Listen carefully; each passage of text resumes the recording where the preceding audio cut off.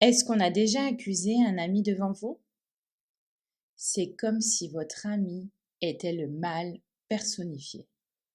Vous voulez le défendre de façon polie, mais comment faire? C'est ce qu'on va voir aujourd'hui.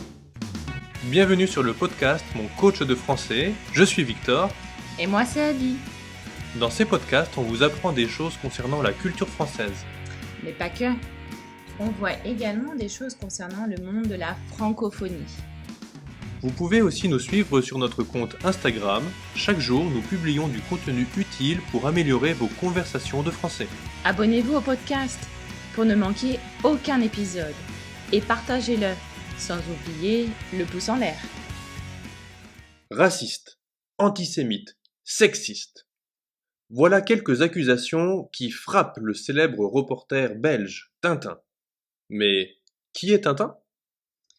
Tintin est un personnage de bande dessinée.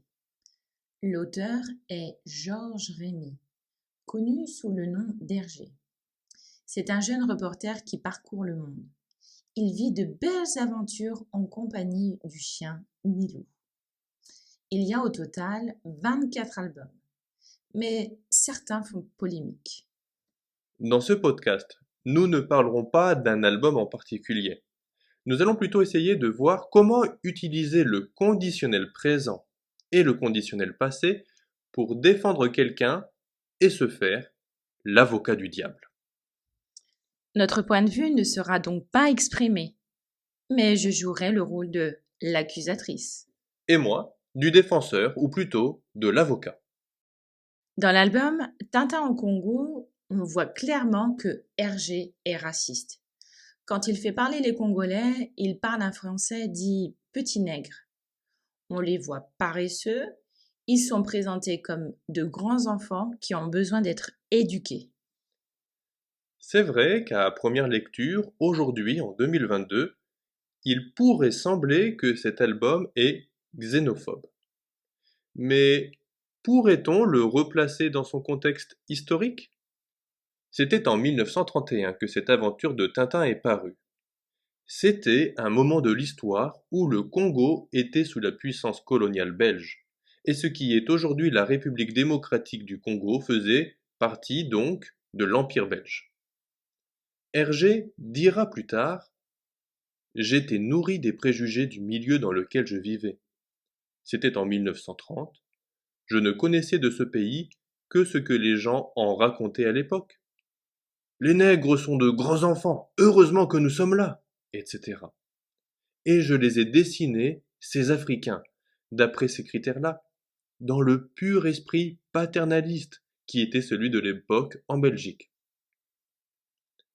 Donc, on voit bien que ce n'est pas la haine qui animait cet homme, mais une vision que les gens de son époque avaient. Et qu'est-ce que tu penses de ça? Dans l'étoile mystérieuse, Hergé a au départ dessiné des juifs au nez crochu, au menton barbu et à l'accent prononcé. C'est pas antisémite ça? À chaud, comme ça, je dirais que tu as raison. Mais si on regardait les choses sous un autre angle? Cette histoire a été dessinée entre 1941 et 1942. Nous sommes donc sous l'occupation nazie. Si on avait été à son époque, n'aurait-on pas vu la société dans son ensemble avec cette mentalité envers les juifs?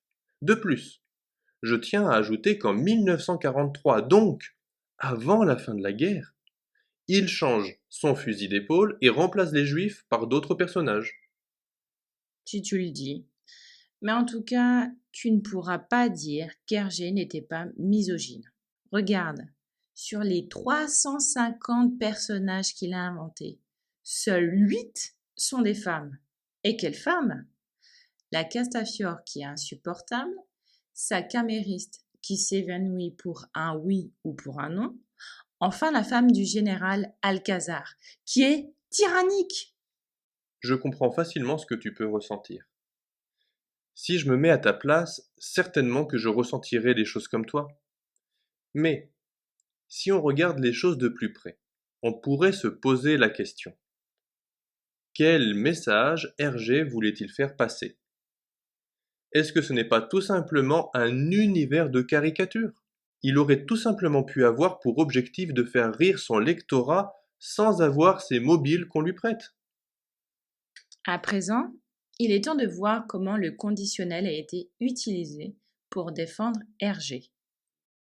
Dans un premier temps, on voit que tu utilises ce mode pour proposer poliment de reconsidérer la question. Au lieu de dire on peut le replacer dans son contexte, tu as dit pourrait-on le replacer dans son contexte? De plus, cette formule sous forme de question ajoute de la courtoisie. Le conditionnel passé a été utilisé pour nous mettre à la place de Hergé pendant la Seconde Guerre mondiale. On voit qu'on a dû l'associer au plus que parfait. Si on avait été à son époque, plus que parfait, n'aurait-on pas vu conditionnel passé?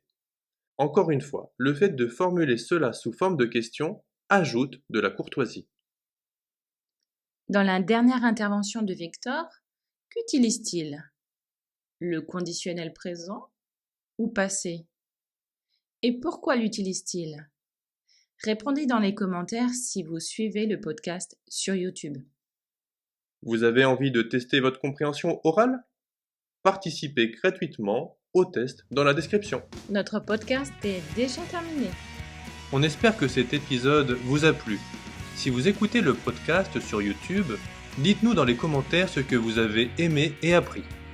Si vous avez des idées de sujets à traiter sur notre chaîne, dites-le nous également dans les commentaires. N'oubliez pas de vous abonner pour ne pas manquer l'épisode de la semaine prochaine. Toutes les sources dont nous avons parlé sont dans la description. N'oubliez pas de partager cet épisode et de noter le podcast si vous l'écoutez sur une application de podcast. Vous avez également dans la description un test gratuit que l'on vous propose pour évaluer votre niveau de compréhension du français, du niveau A1 au niveau C2. Merci de nous avoir écoutés jusqu'au bout et à bientôt. À bientôt!